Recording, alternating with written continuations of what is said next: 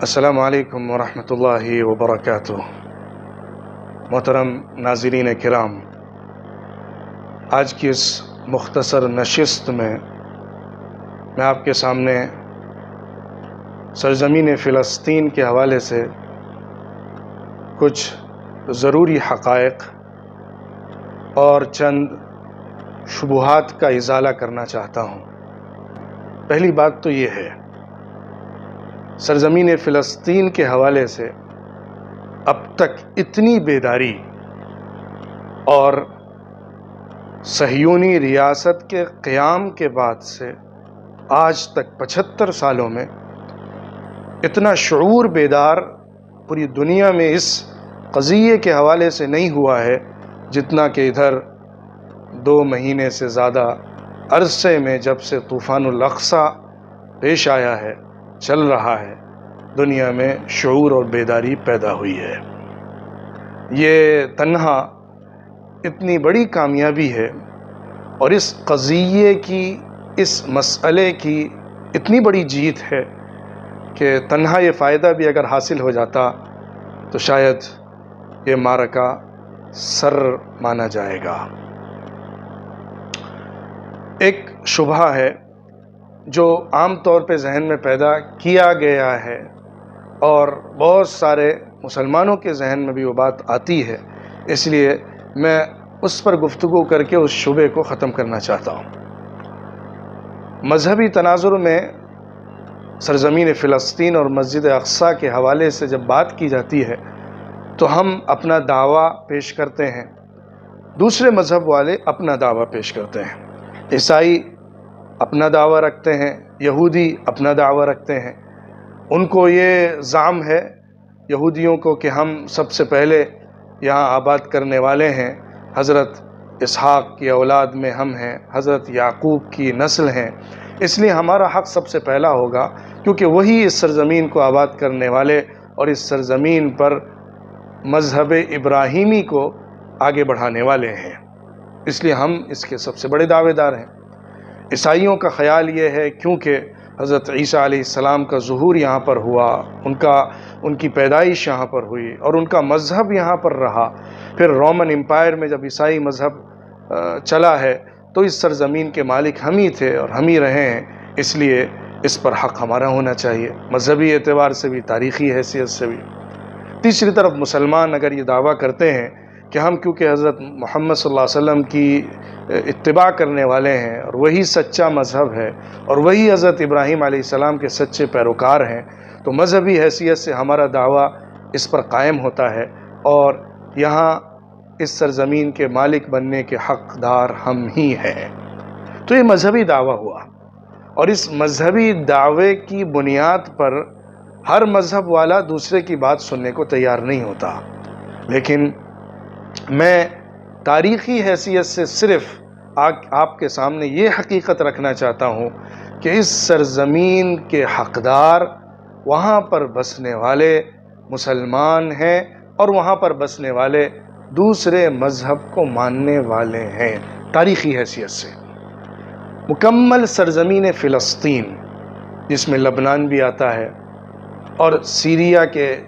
Border پر جو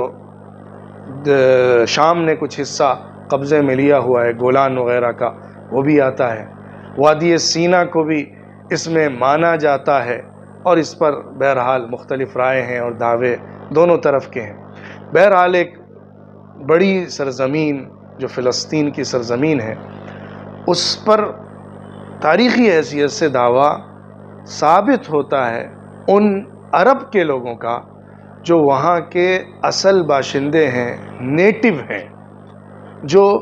ہزاروں سال سے وہاں بسے ہوئے ہیں اور الگ الگ مذاہب کے زمانے میں انہوں نے ان مذاہب کو قبول کیا ہے۔ مذہب کو قبول کرنے کے بعد ان کا دعویٰ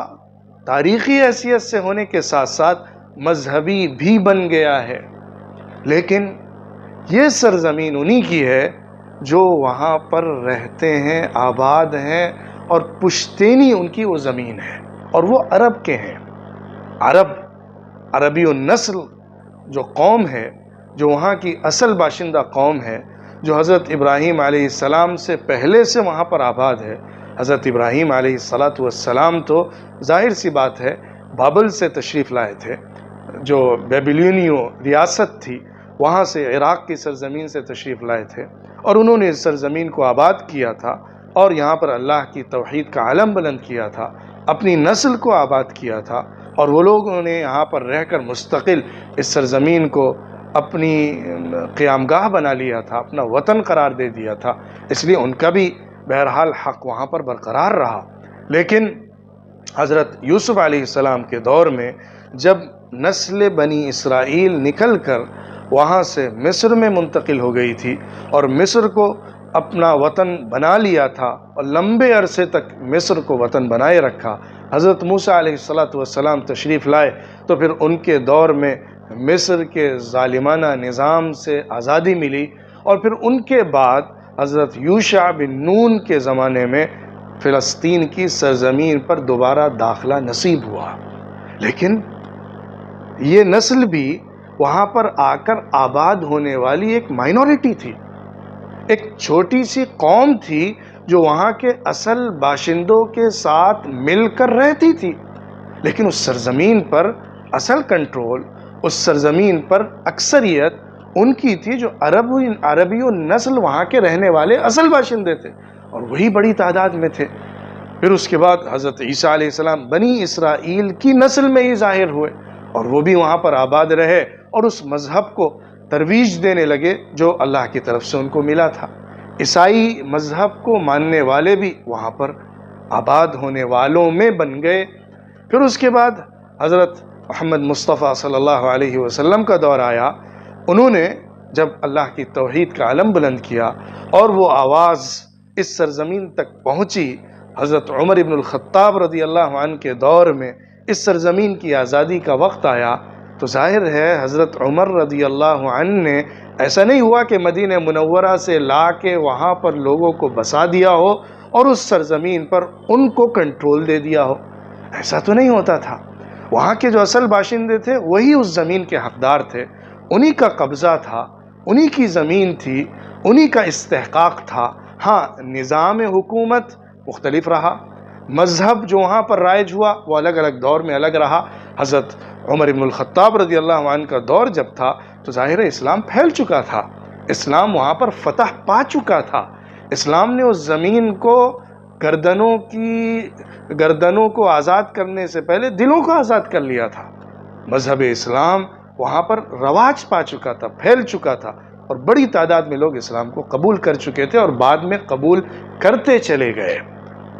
حضرت عمر رضی اللہ عنہ نے وہاں پر اسلامی خلافت کے ماتحت تو اس کو بنایا، لیکن اس سرزمین کو مکمل طور پہ چھین کے دوسروں کو نہیں بسایا۔ اس سرزمین پر رہنے والے اصل باشندوں کو ان کی زمین سے محروم نہیں کیا، چاہے وہ عیسائی مذہب کے ماننے والے ہوں، بلکہ ان کو مکمل مذہبی آزادی بھی عطا فرمائی اور ان کا مکمل تحفظ بھی کیا۔ تو یہ پس منظر اگر آپ کے ذہن میں ہے تو آپ اس حقیقت کو سمجھ جائیں گے کہ اصل زمین پر دعویٰ تاریخی حیثیت سے انہی کا ہو سکتا ہے جو وہاں پر رہنے والے اصل باشندے ہیں، وہاں کی نسل ہیں۔ لیکن یہ جو نیا دور ہے، جو صہیونی ریاست کی تاریخ ہے، یہ تاریخ پوری فلسطین کی سرزمین کی تاریخ میں بالکل نرالی ہے۔ یہ حقیقی طور پر بالکل ناجائز ریاست ہے، کیونکہ اس کے اندر وہاں کے اصل باشندوں سے زمینیں چھین کے دوسرے ملکوں سے لالا کر آبادی بسا کر وہاں کے لوگوں کو محروم کرنے کی تاریخ ہے، وہاں کے لوگوں سے چھین کر غیروں کو زمینیں دینے کی تاریخ ہے۔ ایک الگ نظام محض حکومتی اور سیاسی سطح پر مسلط کرنا نہیں، بلکہ اس سرزمین سے اس کے رہنے والوں کو مکمل محروم کر دینا۔ اصل باشندے جو ہزاروں سال سے نسلی طور پر وہاں آباد ہیں اور وہی اس کے مستحق ہیں، ان کو وہاں سے نکال باہر کرنے، اور جو بالکل نسلی طور پر تاریخی طور پر کسی حیثیت سے بھی اس سرزمین سے کوئی نسبت رکھنے والے نہیں ہیں، ان کو دوسرے ملکوں سے لا کر بسانا اور ان زمینوں پر قبضہ دلانا اور ان کو اس کا مالک بنا دینا، یہ تاریخ کا وہ سنگین جرم ہے جو پوری انسانی تاریخ میں، خاص طور پر فلسطین کی تاریخ میں کسی دور میں نہیں دیکھا گیا ہے۔ یہ وہ پہلو ہے جو ان کا انتہائی مجرمانہ ہے، اور جس پر پردہ ڈالنے کے لیے مذہبی حیثیت سے حضرت موسیٰ علیہ السلام اور بنی اسرائیل اور حضرت یعقوب علیہ السلام کا حوالہ دے کر اس پر اپنا مذہبی حق گرداننے کی بات کہی جاتی ہے، جو بالکل قابل قبول نہیں ہے اور کسی حیثیت سے بھی اس دعوے کو ثابت نہیں کرتی کہ اس بنی اسرائیل کی نسل کو وہاں پر قبضہ ملنا چاہیے۔ جو وہاں کے اصل باشندے ہیں، جن کی زمین ہے، جو پشتینی رہ کر وہاں آ رہے ہیں، ان کا حق ہے زمین کے اوپر، ان کا حق ہے رہنے میں۔ کبھی بھی اسلام نے جس علاقے کو بھی فتح کیا ہو، اس سرزمین کے ایک بالغ جگہ سے بھی اس کے اصل باشندوں کو نہیں ہٹایا ہے، اور اسلام اس کی اجازت بھی نہیں دیتا ہے کہ وہاں سے اصل رہنے والوں کو نکال باہر کیا جائے۔ یہ درست نہیں ہے، اور کسی انسانی قانون کے اعتبار سے یہ درست نہیں ہو سکتا، لیکن یہ پوری ریاست اسی بنیاد پر بنی ہوئی ہے اور اسی بنیاد پر ٹھہری ہوئی ہے کہ اس نے اصل باشندوں کو نکال کر دوسرے لوگوں کو لا کر بسا دیا ہے، ملینز کی تعداد میں، لاکھوں لاکھ، کروڑ سے اوپر تعداد میں لا کر لوگوں کو دنیا بھر سے بسایا ہے اور اصل باشندوں کو نکال باہر کیا ہے۔ تو یہ غلط فہمی نہیں رہنی چاہیے کہ مذہبی حیثیت سے ہمارا دعویٰ ہے، دوسرے مذہب جو ہم سے پرانے مذہب ہیں ان کا بھی دعویٰ ہے، تو یہ مذہبی کشمکش ہے موجود، اور اس میں دونوں اپنے اپنے دعوے رکھتے ہیں اور اپنے اعتبار سے کام کر رہے ہیں۔ ایسا بالکل نہیں ہے، وہاں کے اصل باشندے اس سرزمین کے حقدار ہیں، اور اس سرزمین کے اصل باشندے مذہب اسلام کو گلے لگانے والے ہیں، اس لیے مذہب اسلام وہاں کا اصل ریاستی مذہب ہے۔ اس کے باوجود عیسائی ایک بڑی تعداد میں وہاں رہ رہے ہیں، اور ابھی بھی کچھ نہ کچھ موجود ہیں۔ یہودی مذہب کو ماننے والے بھی وہاں پر موجود رہے ہیں، آج بھی موجود ہیں، اور وہ لوگ جو عربی و نسل یہودی ہیں وہ اس زائنسٹ موومنٹ کے خلاف ہیں، وہ اس صہیونی ریاست کے حق میں نہیں ہیں، وہ اس زمین پر اسی نظام کو تسلیم کرتے ہیں جو اصل باشندوں کو حق دے کر ہر مذہب کے جو باشندے ہیں اور رہنے والے ہیں ان کو مساوات اور برابری کے ساتھ حقوق دیتا ہے۔ لیکن اس ریاست نے، اور جو نئی زائنسٹ موومنٹ تھی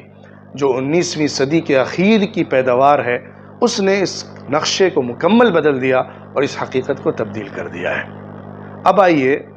اس حقیقت کی طرف کہ آج کا جو معرکہ ہے جو چل رہا ہے، اور اس میں بڑی قربانیاں دی گئی ہیں اور دی جا رہی ہیں، وہ قربانیاں جن کے اوپر پوری قوموں کی تاریخ رقم ہو جاتی ہے، وہ اس چھوٹے سے خطے پر